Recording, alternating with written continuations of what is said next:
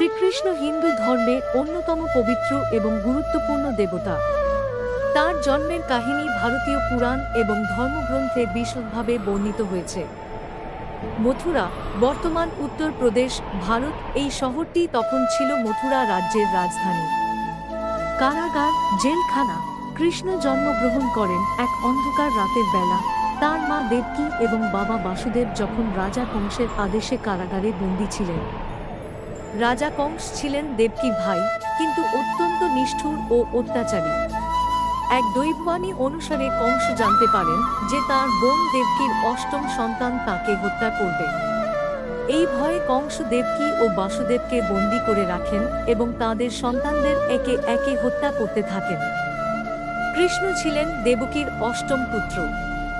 জন্মের সময় আশ্চর্যজনকভাবে কারাগারের সমস্ত দরজা খুলে যায়, প্রহরীরা ঘুমিয়ে পড়ে, আর তখন বাসুদেব তাঁকে ঝুড়িতে করে যমুনা নদী পার করে গোকুলে নিয়ে যান। সেখানেই তিনি নন্দযশোদার ঘরে বড় হয়ে ওঠেন। আরও কিছু জানতে হলে চ্যানেলটি সাবস্ক্রাইব করে পাশে থাকুন। আরও নতুন নতুন এরকম ভিডিও পেতে কমেন্ট করতে ভুলবেন না।